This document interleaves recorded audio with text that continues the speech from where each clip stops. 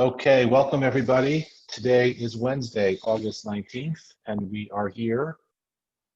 I'm in an undisclosed location. You are in Houston, Texas, I think. And we are here for our weekly lunch and learn. I hope everyone had a good lunch. I hope that one day we'll be able to be back together, eating lunch together, back at shul. But until then, we'll make the best of it this way.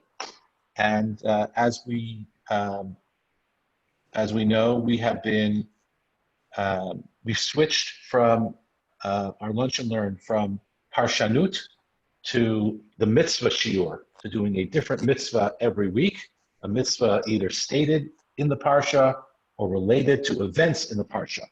And this week we have a fascinating topic of historical import and also just generally an interesting discussion. So let's jump right to it. I'll share my screen now. Here we go. So this is mitzvah number 500. We are using the Sefer HaChinuch as we discussed. Elisheva, can you see my screen? Just making sure. Yeah. Okay, great. So we are using the Sefer HaChinuch we discussed last week as our mitzvah counter.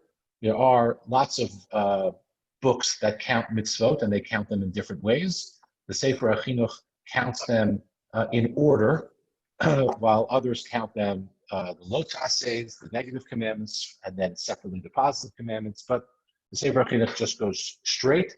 And as you can see, we're getting towards the end. This is mitzvah number 500 of 613 mitzvot in the Torah. And this is the prohibition of living in Egypt. Okay, so quick show of hands. Who here knew there was a prohibition to live in Egypt? Okay, a few people. Okay, excellent. So let's first, nice to see you, Glenn. Welcome. I see Leora is on now. Wonderful. Let's start by just looking at how the Sefer HaChinuch describes the mitzvah, and then we'll see how the Rambam describes the mitzvah, and then we'll ask our very important question that we're going to base most of our discussion on. So, the Sefer HaChinuch, well, the pasuk in this week's Torah, first we'll start with, Lo tosifun lashuv baderech hazeh od. The Lord has warned you, you must not go back that way again, meaning God took you out of Mitzrayim, God took you out of Egypt, and you shall not go back. There are other prohibitions also involved in this pasuk, the prohibition of having many horses, but the end of this pasuk is you shall not go back the way you came.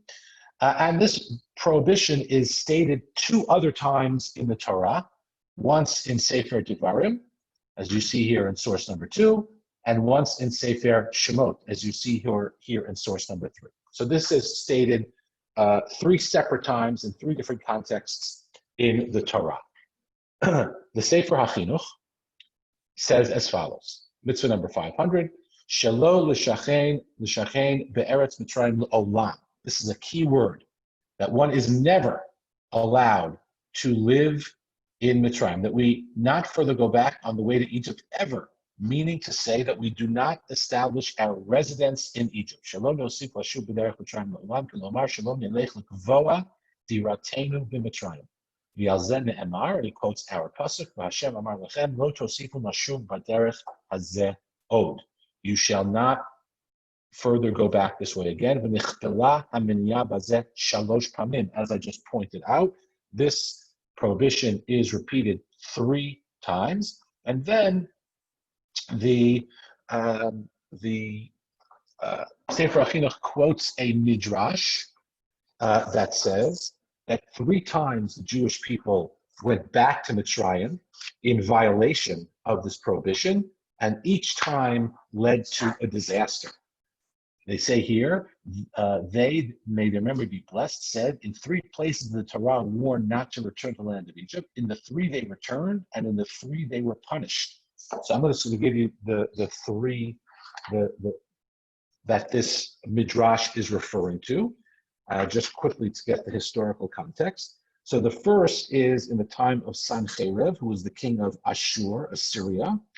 where Isaiah, the Navi, the prophet, laments the fate of the 10 tribes who turned to Egypt for help against Sancherib's upcoming invasion. And in this instance, the Jews violated the verse of the Mitzvah, which prohibited them from returning to Egypt. The second time when the Jews returned to Egypt was after the assassination of Gedaliah. We have the fast the day after Rosh Hashanah of Tzom Gedaliah. That is to commemorate the assassination of Gedaliah. He was the sort of governor of Eretz Yisrael appointed by the king of Babel. And many feared the wrath of the Babylonians and chose to flee to Egypt, ignoring Yirmiyahu's warning. And the third incident involved the destruction of the Jewish community in Alexandria of Egypt by the Roman Emperor Trajan. Historical sources record that this occurred in the years 114 to 117 CE. And the Gemara talks about this, and we're going to see that Gemara a little bit later. So this is what the Midrash is talking about. The Sefer HaChinuch quotes this Midrash. There were 3 times that the Jews returned to Egypt, and each time led to disaster. What's really important is to understand why. Right? Why did God tell the Jews that they were prohibited from returning to Mitzrayim? And that's going to play a big role in understanding the prohibition. So the Sefer HaChinuch says it explicitly. He says, Misharshei HaMitzvah, the roots of this mitzvah are as follows. Excuse me, the roots of this mitzvah, Lefisha Anshei Mitzrayim Ra'im V'Chata'im. The people of Egypt are bad and sinners. V'Hakel Baruch Hu Hotzi'anu Misham V'Ga'alnu V'Chasadav B'Yadam. God, in His mercy and His kindness, took us away from there. Zachotenu Lalechet B'Darchei Ha'emet, so that we would have the merit to walk in the ways of the truth, meaning the Torah. And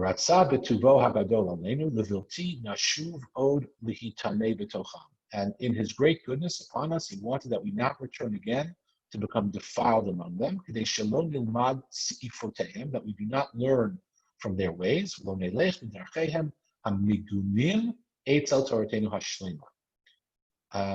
So we should not learn from their disgusting ways as opposed to our Torah.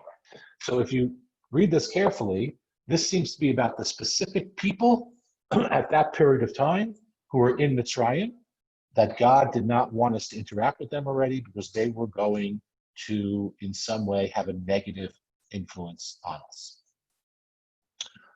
That's important point number 1. Another important point is which lands in Egypt, right? What part of Egypt does this apply to? So again, the Sefer HaChinuch helps. Not only the city of Egypt, in all of Alexandria. It seems like when we're talking about Egypt, they called Alexandria, and the city was called Mitzrayim. But it's the whole place. Umiyam Alexandria be'erech arba meot parsa berochav arba meot parsa be'isur zeh. And from the Sea of Alexandria, for the length of 400 parsons and for the width of 400 parsons, is all included in this prohibition. And we're going to see that's also going to play an important role here for us. And finally, v'nahagu isur zeh b'chol makom uv'chol zman v'zicharim uv'nekeba. This prohibition applies every place at all times to males and females. Okay, so that's the Sefer HaChinuch. He tells us where it applies, who it applies to, when it applies, and why it applies. And again, the why is key in the sense that it is because we are not supposed to learn from those places. Before we stop to see if there's any comments or questions, let's see the Rambam, his codification of this prohibition in his Sefer HaMitzvah, negative mitzvah number 46. Sheheziranu mishchon be'eretz Mitzrayim le'olam. He also uses that word le'olam, just like the Sefer HaChinuch does, that we are never permitted, we are forever prohibited from going back. Also, similarly, that we do not learn from their ways. He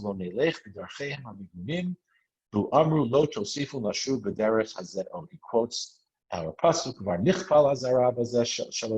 it's repeated 3 times. And he quotes he says the Gemara, but it's not the Gemara, it's in the Drash that I just quoted for you. That there were 3 times that we were told not to go back, and 3 times we went back, and each of those times ended in disaster. Okay. Okay. So that is the Rambam. So the question that I want to, let's stop here for a second. I'll see anyone want to use the raise hand function or the chat function for any comments or questions. Okay. Zach, go ahead. Yes, I would like to make a comment regarding of not only living in Egypt, but Jewish military personnel establish the border fortress in Elephant Island. It's 5th and 4th century BCE. When and how we know this, because archaeologists discovered those letters where the Jewish community from Elephant Island sent requests to Jerusalem, allow them to build altar because they could not go for the Raglim to Israel. They wanted to establish sacrifice gesture in okay. All right. So that's yes. This is very important because if you look the time wise, we're talking about after Ermiyahu, right. The time when he had to go, and Alexandria, the Jews in Alexandria. Right. Excellent. Okay. Thank you. Okay. Thank you, Zach. Any other questions or comments so far about what we've seen? Okay. Chana. Unmute, hold on. Can you hear me? Yeah. Okay. So this issue, this problem that you came up with right now, it's a problem that goes along all the generations of Jews living in diaspora, and like, let's say in Spain or in East Europe, in Poland, and all these Jewish communities, they always segregate themselves against the influence of the outside world, of the Goyim. So this sounds to me very obvious. You don't. Well, this is something different. This is something different. There's an explicit prohibition in the Torah to live in Egypt. There's no explicit prohibition in the Torah to live in Houston. There's an explicit prohibition in the Torah to live in Egypt. And so based on that, we have to understand how it is that that there were large and important Jewish communities in Egypt throughout the ages. So this is separate from the general behavior of Jews in the diaspora, which you're right, of course, did in fact try to separate themselves and protect themselves from influence of the non-Jewish influences around them. But here we have a sort of a second level question, which is what gave the right for these Jewish communities to live in Egypt to begin with? So it's not exactly quite the same issue. I think that the land that was so mean and cruel for the Jewish people, that's why God don't want them to go back to that land and to remember all this. That's interesting. Yeah, that's interesting. Although the Sefer HaChinuch and the Rambam says it's not about that the place was bad to the Jews, it's about the people have bad character traits. And we don't want, it's not because the Jews were treated poorly there, It's that the people there are evil and God does not want anyone to learn from them. So with that in mind, let's look at various approaches to this question. The most famous question about this is the Rambam himself. Maimonides himself lived in Egypt. And we have writings of his about his schedule in Egypt and how he was up early in the morning and he worked all day and he was the king's doctor and he took care of the king's harem. He took care of everything in the king's palace. And then got back to his house later in the afternoon and he was so tired he barely could stand on his feet and he only had time on Shabbos for himself to study and to have some quiet. So he lived in Egypt and he operated there and he writes himself, right? We just read the words of the Rambam right here, that you're not allowed to live there. But he lived there. And he writes this in his legal code too, that you're not allowed to live there. And he lived there. So what are we to make of this idea that this prohibition and the fact that the Rambam himself and other many great rabbis lived in Egypt. So let's get right to it. Okay. Hold on 1 second, please.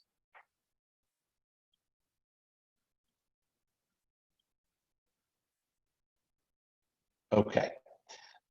First, we're going to look at Rabbeinu Bachai, who has an interesting interpretation, and it's quite elegant. But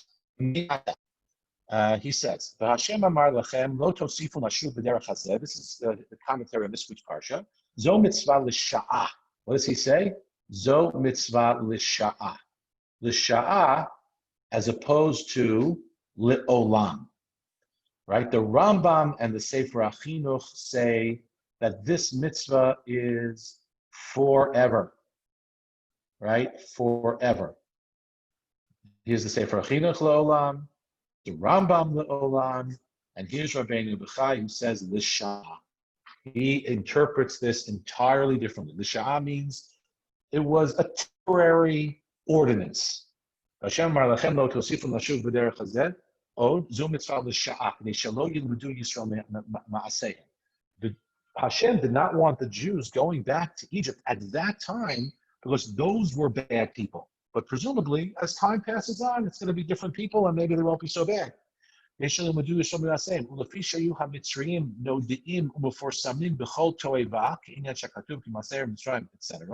They were known, the Egyptians, for acting in a lurid and abominable fashion.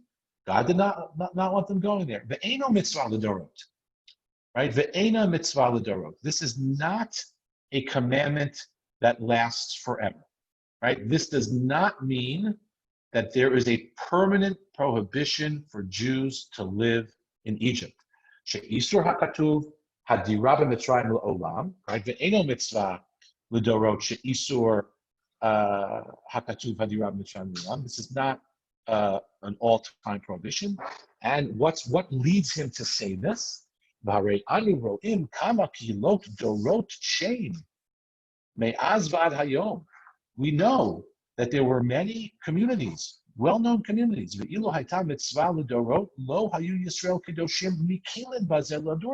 this was a prohibition forever, these Jewish communities would not have simply ignored an explicit verse in the Torah. And if they had done it, the people from each generation would have protested. So it's unclear here what came first, the chicken or the egg. Did Rabbeinu Bachai really believe that the verse means that this is a temporary prohibition, and that's what explains all these communities that live there and the great rabbis who live there, despite the verse in the Torah? Or did Rabbeinu Bachai look at world history and realize that so many Jewish communities live there? So he goes back to the pasuk and tries to find something in the pasuk that serves as a way to defend their behavior. But either way, that's what he says. So that's nice. That could help. But who does that not help?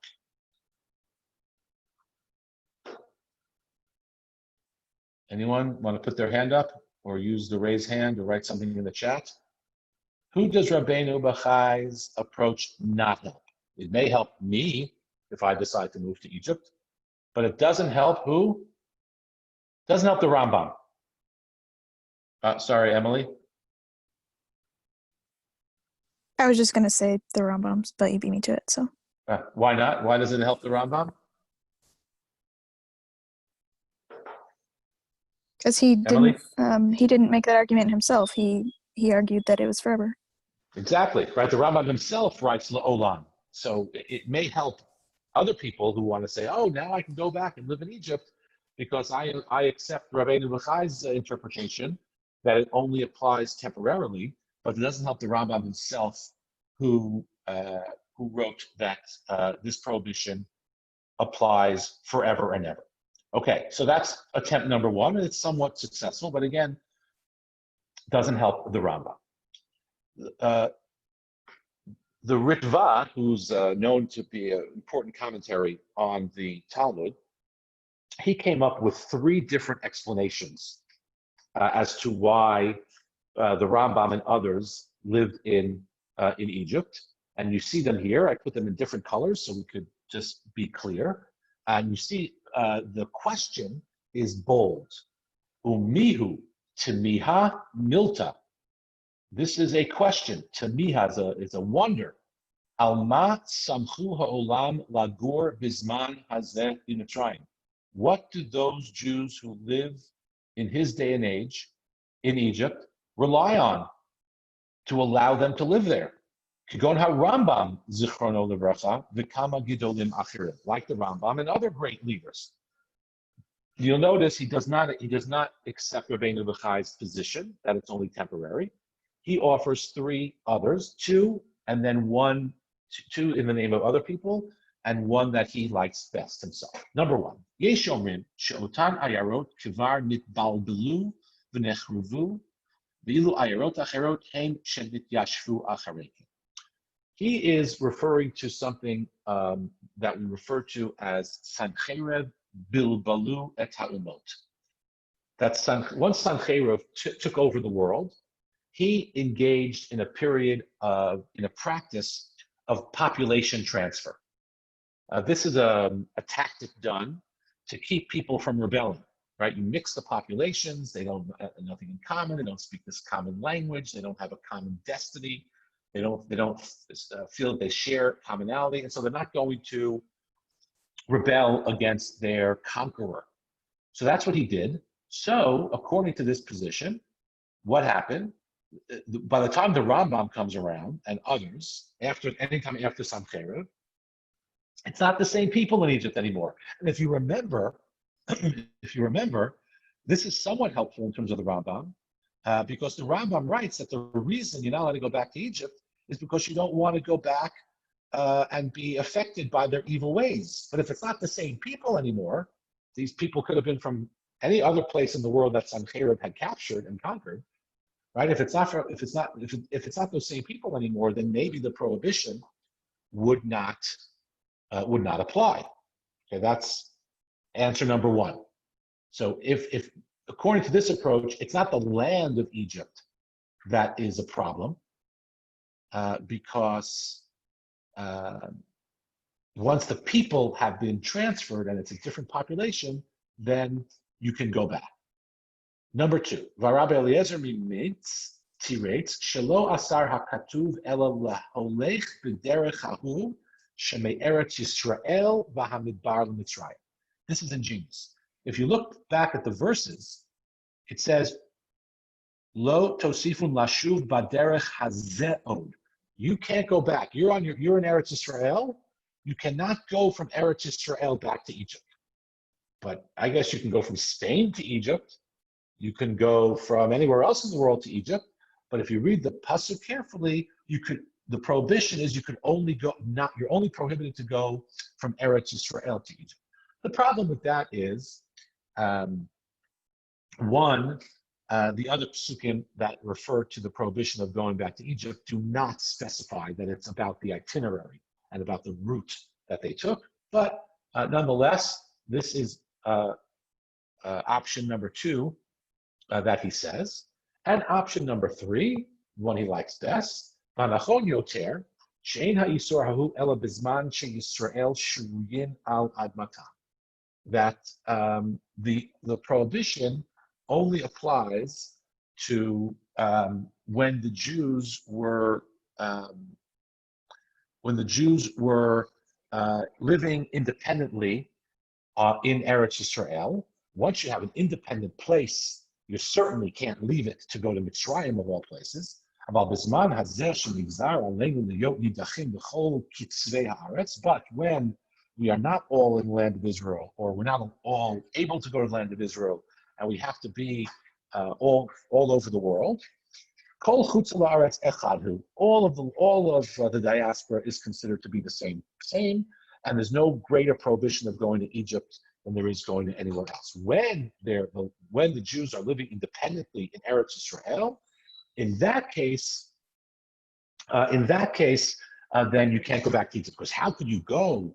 And maybe this goes back to what Hannah said. How can you go from your own independent Eretz Yisrael back to the land where you were enslaved for so many hundreds of years, right? That would be almost like a slap in God's face, so to speak. He brought you to the land of Israel, and now you go back to Egypt of all places. But in the time of the Rambam, the Jews were not living independently in the land of Israel.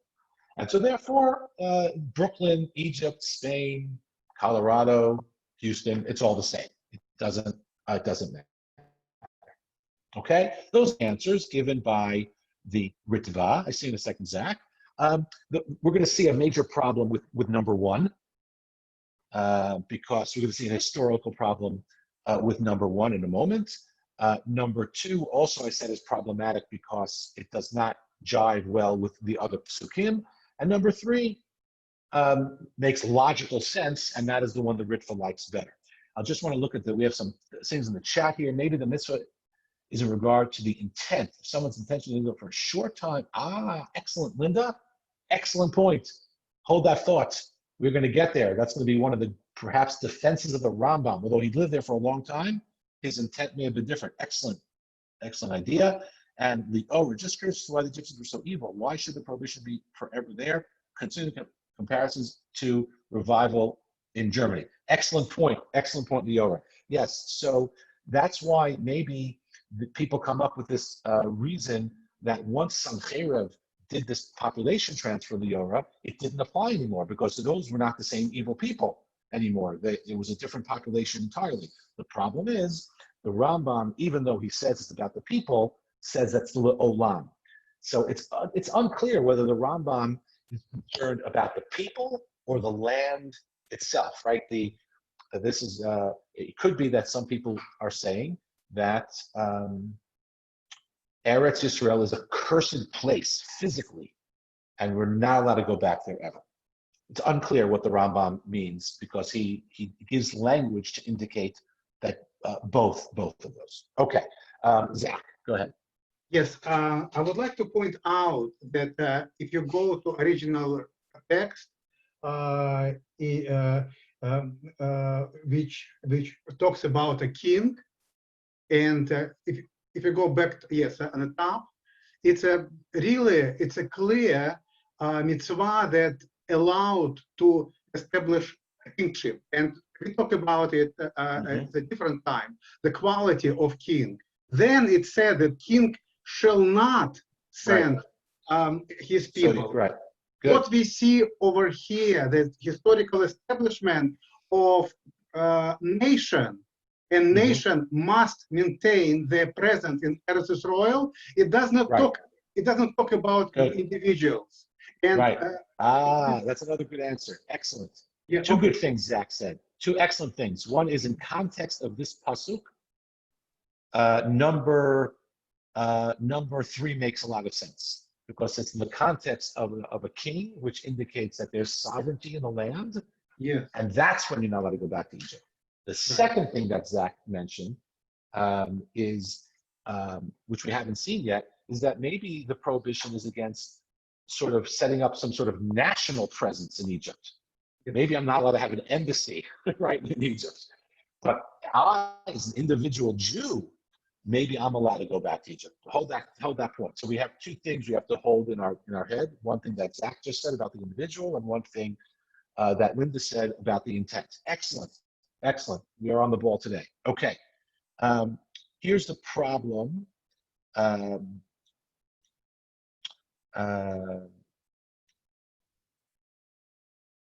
Sefer Mitzvot Hagadol, another Sefer, important book that counts the mitzvot, raises the same question. V'yesh tema al kama kilot hashochanim sham v'gam Rabbeinu Moshe v'Rabbi Maimon halach l'sham lagur. We have to ask the question on the Jewish communities that were there. In fact, the Rambam who was there, and then he quotes what the Ritva quotes about Sancheriv. V'shema ta'amo mishum she'ala Sancheriv u'bilbel kol ha'ulam kulo v'gam Mitzrayim nitbalbelu. Right, that he did this transfer, this population transfer, and so again, maybe the people aren't there, and it's okay to live there. The problem is we have a Gemara, and the Sefer Mitzvot Gadol and others raise this problem.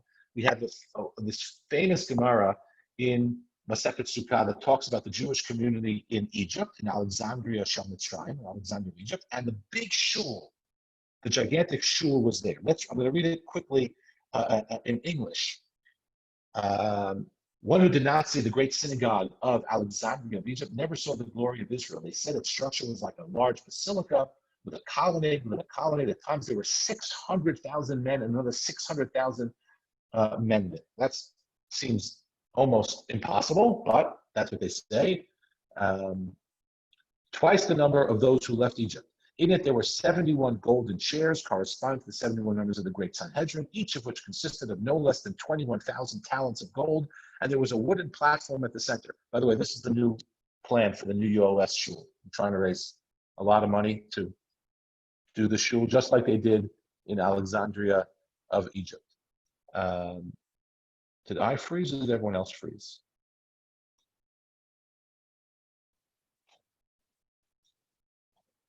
Hold on a second.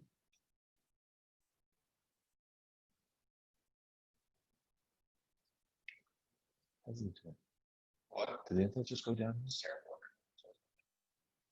Hello? Are you guys back? Zach, can you hear me? Yes.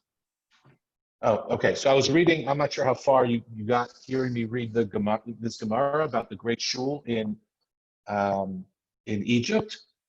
600,000 men, twice as many left Mitzrayim, and there were all these gigantic shul in Mitzrayim, in Egypt, 71 golden chairs corresponding to the 71 of the Great Sanhedrin, and there was a platform at the center. The sexton of the synagogue would stand on it with the scarves in hand, and because the synagogue was so large and the people could not hear the communal prayer, when the prayer leader reached the conclusion of a blessing, requiring people to answer Amen, the sexton waved a scarf, and all the people would answer Amen. And the number of the various crafts would not sit mingle. This is interesting, right? You had people in different crafts would sit in different sections, and they would help each other with their business.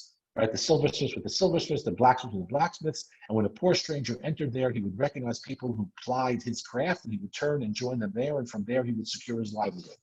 Which is very interesting. This like social network that the shul provided to help people find work. I really like that part of this Gemara, even though we're not going to spend so much time on it. You know, someone comes in and they're a shoemaker. They go to the other shoemakers and they throw him a little business so he can make ends meet. Anyway, what happened in this great community that had a beautiful, beautiful shul and even a wonderful social network that helped everyone? What happened? Abaye said all the people who congregated in the synagogue were killed by Alexander the Great. Why? What is the reason that they were punished? It is due to the fact that they violated the prohibition with regard to Egypt. You shall henceforth return no more that way, and they returned. So you have this beautiful community in Egypt that was decimated, the Gemara says, because they shouldn't have lived there to begin with. The problem is this took place after Sancheiriv. This community was developed after Sancheiriv, right? So going back to the Sefer Mitzvah Gadol, he says, some people want to say that the prohibition to live in Egypt was removed after Sancheiriv did his population transfer. But we have a problem because we have a Gemara that says these people were punished for living in Egypt after Sancheiriv did his population transfer, indicating that the prohibition of living there still exists, even after the population transfer. So that's why many commentaries reject number one of the Ritva, and why the Sefer Mitzvah Gadol himself rejects this population by writing Voto Maseh Haya Achar Bilbul Shel Sancheiriv. This happened after that time, and so therefore proves that the prohibition was still in place. And so therefore he accepts the second reason of Eliezer Mimaitz that says you're only prohibited to go back in the exact route, in the exact itinerary of Bnei Yisrael, but going there from another place would be okay. Again, similar to what we were saying before, nothing to do with sovereignty, but once you're in Eretz Yisrael, even if it's not sovereign, to leave Eretz Yisrael and to reverse the process of redemption, right? You took a route from Mitzrayim to Eretz Yisrael as part of the redemption. To now take the reverse route and go from Eretz Yisrael back to Mitzrayim, that's too much chutzpah, right? That's too much looking a gift horse in the mouth, and that is not allowed. So both answers, the one that talks about you're allowed to go if you go with a different route, and the one that says it only applies when the Jews are sovereign on their land, they both have to do with this idea of reversing the redemption. And you can't do something that would even symbolize the reversal of the redemption from Egypt. Okay, so now we have just a few more sources. We're trying again to defend the Rambam. So one defense would be it only applied when the Jews were sovereign. The problem is again that the Rambam writes la'olam. So none of these answers really help because the Rambam writes, regardless of the circumstances, you're never allowed to go there. So let's look at the Radbaz, who tries to defend the Rambam. Okay. Let's read it from the beginning, right here with the arrows. I'm sorry, we had a question. Chana, I'll get the rest of the questions after the end. At the end, okay. The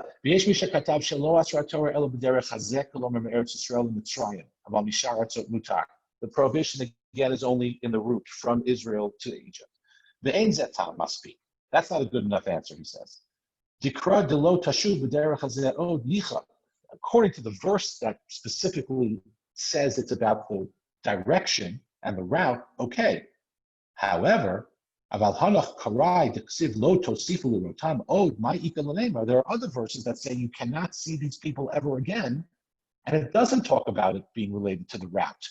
So that is problem number one.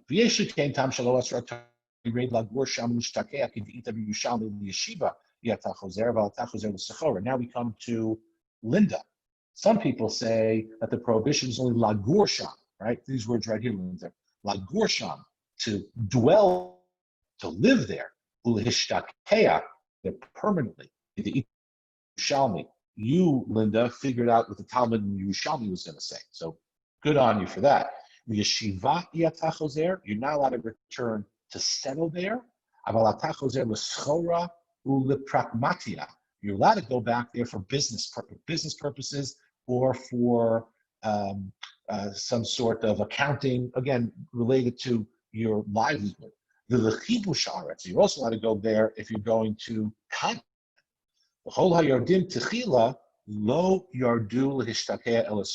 This is what we call a gigantic limud zechut. Here, the Radbaz is really giving everyone the benefit of the doubt.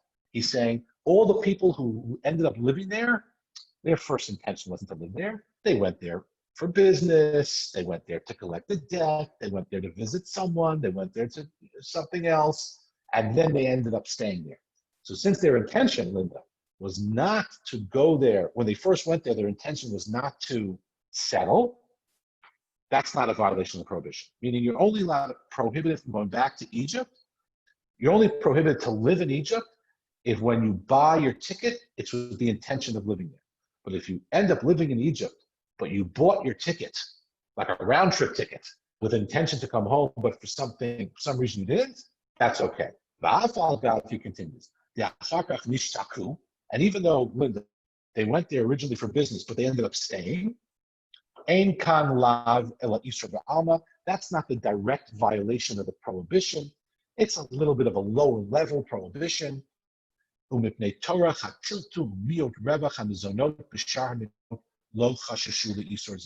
since it's not the same high level prohibition, and it's very hard to move, and it's very hard to find a livelihood anywhere, once you've already established yourself, people were a little more lenient. This is a very, very sort of threading the needle. The prohibition is the Torah prohibition. You're in violation of an explicit verse in the Torah if when you originally go there, you go there with the intent.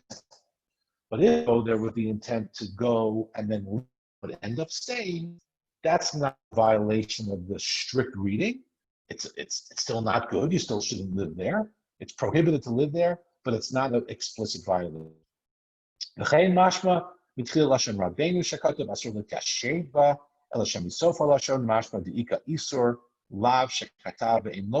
maybe you could read this also into the Rambam's language. And now he gets explicitly to defending the Rambam. The Tomar, what about the Rambam? He lived in Egypt. He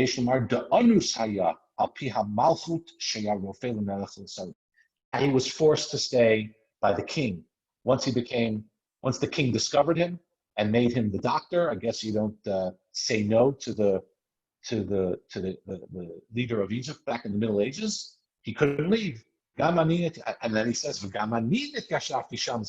also lived there, says the Radbaz, for a long time. Lilmo Torah, Ulalanda, to learn Torah and to teach Torah. The Kavatam Yeshiva, and I set up a year there. And under those circumstances, it was allowed. And then when I left, came to Yerushalayim. So he doesn't do any of the fancy footwork of to say it only applies in certain circumstances, only applies in a certain route, it only applies when they're living independently. He says, no, it applies. Intention in this case matters, like Linda said.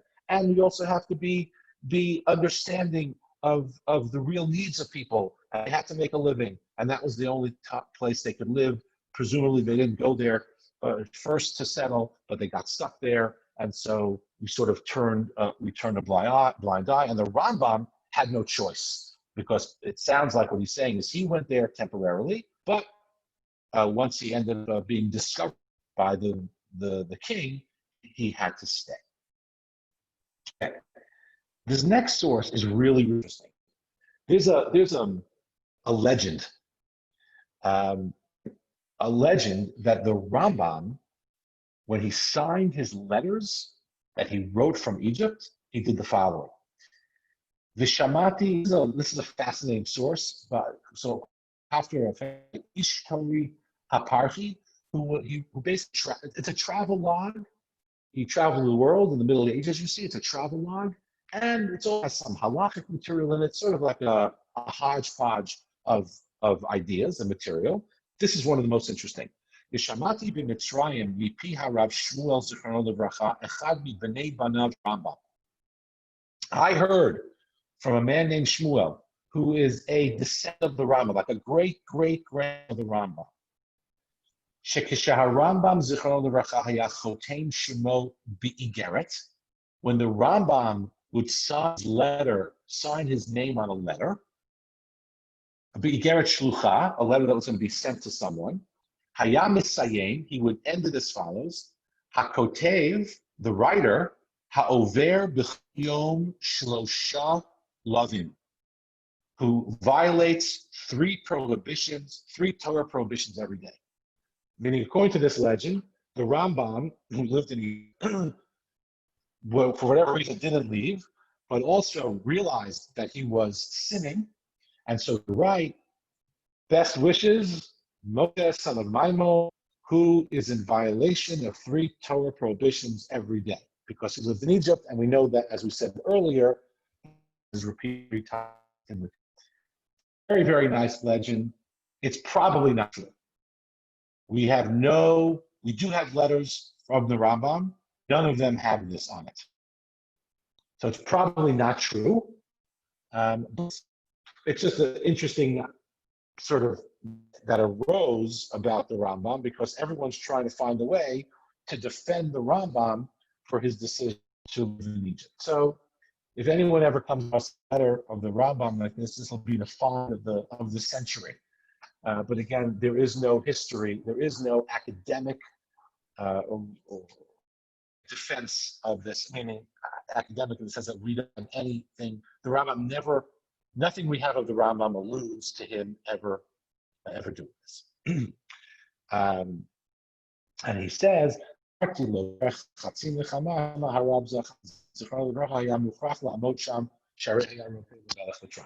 says the thing that the Rambam said, that maybe the Rambam had to stay there because he was the king's doctor. Finally, we come to the Tzitz Eliezer, a contemporary source of Eliezer Yehuda Waldenberg, and he comes up with something I hadn't seen before. This is interesting. This goes back to what we said, that there's a question as to where in Egypt this prohibition applies, right? Where in Egypt? So listen to what he says. V'tached shezoi hasib. Oh, he writes as follows. The Gam came. וכך כתוב גם בשזר רדב"ז, חלק א' סימן ב', בתשובתו שם לעניין זמן קריאת המגילה, דעיר חדשה היא שאין זו מצרים שיצאו ישראל ממנו. He's talking about Cairo. You see it here. Right? And the question is Cairo included in this prohibition? Okay?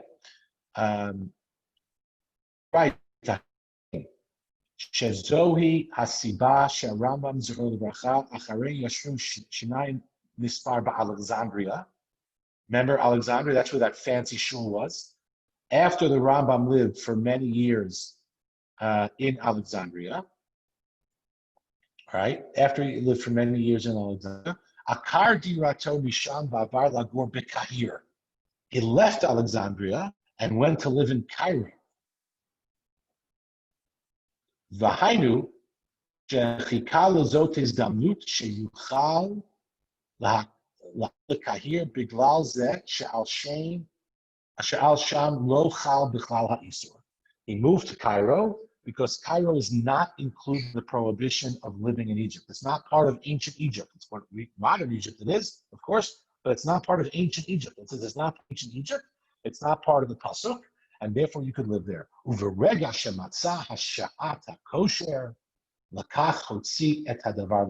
as soon as Rambam found the opportunity to move from Alexandria to Egypt, he did it. Maybe the Tzitz Eliezer is arguing, we don't have any indication from the Rambam himself or from any writing of that time as why the Rambam moved to Cairo, but he moved to Cairo because he knew that it was not part of the prohibition and he wanted to live in a place where he would no longer be in violation of this prohibition.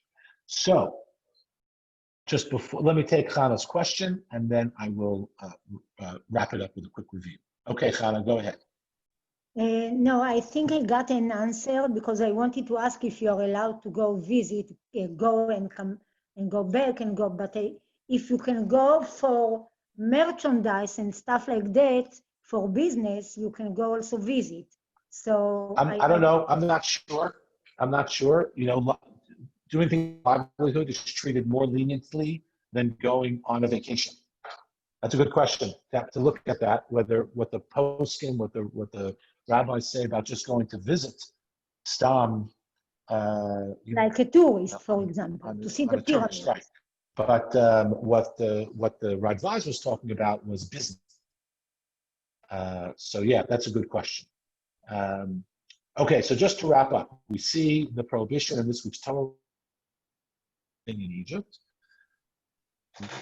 We have it repeated 3 times in the Torah. The Sefer Chinuch and the Rambam say it's a forever prohibition; is never allowed to go there, to live there, which raises a huge question on the Rambam and many others and many other communities who live there. The Bachai says it only applies to that period of time. It's not a forever prohibition. That's a machloket between the Rambam, the Sefer Chinuch, and Rabbeinu Bachai. And then we have these other explanations. Maybe it only applies before Sancheirav did population transfer. Maybe it only applies if you're going from Eretz Yisrael to Mitzrayim, but not if you're going from Spain to Mitzrayim. Or maybe it only applies when the Jews are living in a sovereign time in their under sovereignty in their own land. And we also saw that maybe it only applies on the highest level of prohibition if your intention is to stay there forever. But if your intention wasn't to stay there and you got stuck there, then maybe there's some wiggle room to lower the level of the prohibition. And all these different things are explained to try to help the Rambam out of this pickle. I also did see somewhere else, just didn't include in the source sheet, that some say it is only a prohibition on the individual. It is not a prohibition on the nation, and therefore individuals would be permitted to go back, which would also be helpful. Although the language of the Rambam does not seem to be that way. And the Sefer Chinuch does not seem to be that way. It says it applies to everyone, men and women. It does not seem from that language that it's only a national prohibition. Leora raised an interesting question about going back to places like Germany, that's a very good question. There's no prohibition there, but people have their own. There are many people who won't go back to those parts of Europe because exactly of the history that went on there. Okay, everyone, that wraps it up. Have a wonderful, wonderful day. Thank you for joining. Hope to see you again live and in person, but if not, Zoom will have to do. I hope everyone is well. If anyone needs anything, is anything I can do for you, please don't hesitate to call on me. We will not be having class next Wednesday. Mm-hmm. Next Wednesday, we will not be having class, so you could take a longer lunch. Okay, have a wonderful day, everybody. Thanks again for joining. Thank you, Rabbi. Thank you.